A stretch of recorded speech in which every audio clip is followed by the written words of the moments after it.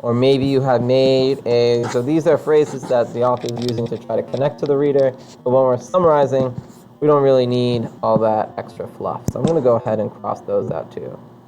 Have you ever,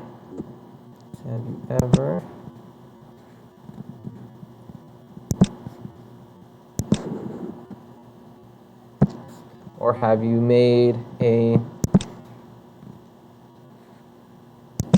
the examples are perhaps more important, but all these extra words are not as important.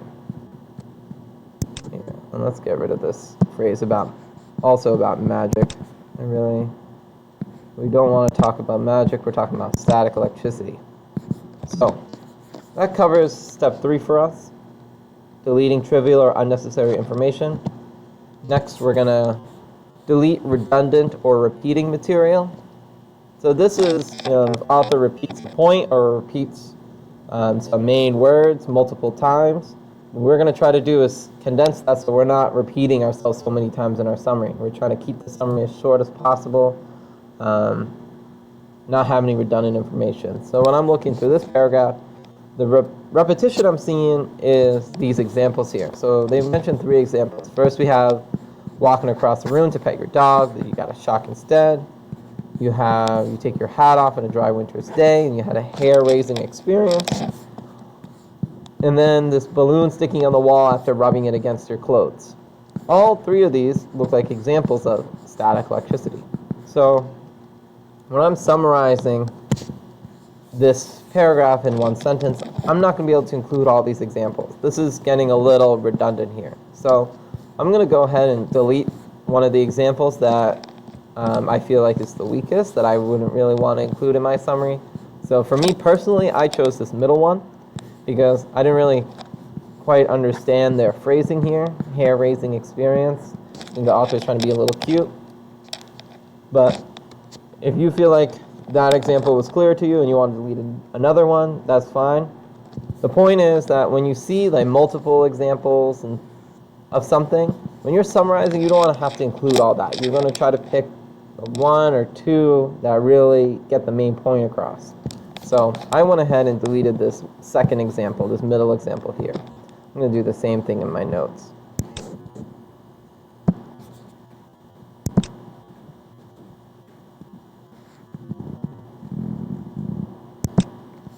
Okay.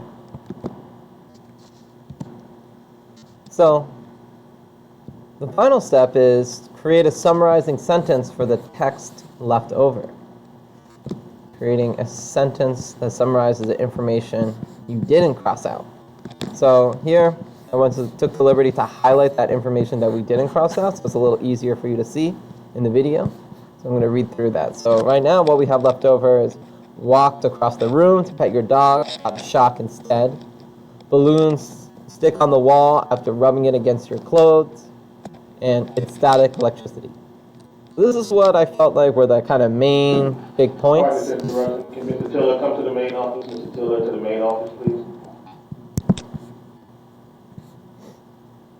But as you can probably tell, when I read that, I didn't really read like a sentence. So that's what we need to do now. We're going to create a summarizing sentence that takes all of that together and makes it one coherent idea that if someone heard us saying it, it sounds right to their ears.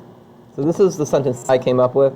You don't have to have it exactly like this. You could write it in your own way. But the important part is to try to capture all the information that you didn't cross out, that you felt like was still important to get across. So my way of writing this sentence is walking across the room to pet your dog and walking across the room to pet your dog and a balloon sticking to the wall after rubbing it on clothes are both caused by static electricity.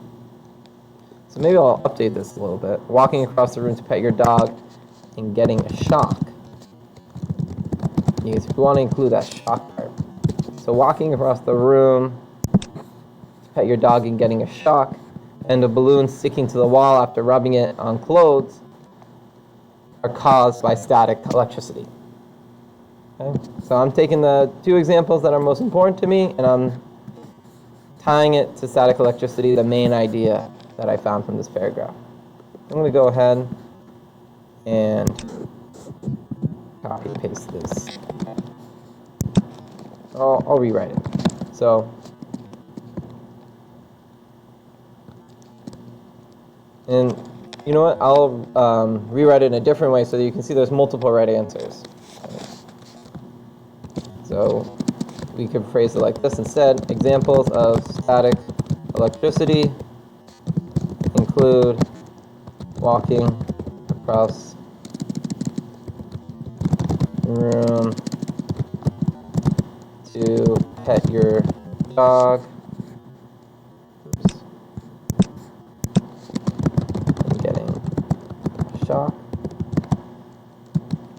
Or a balloon sticking to the wall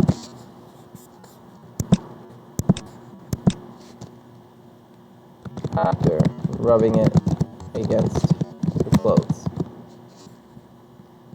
Excuse all my typos here. Rubbing it against your clothes. So both of those are fine examples of summary sentence. The main point here is that you want to make sure that you're capturing the information that you didn't cross out, because that's what you decided was the important information. All right, so that's about it. What I want you to do now is to get the full 10 points on this classwork grade. You're going to summarize the rest of the paragraphs on your own. Good luck.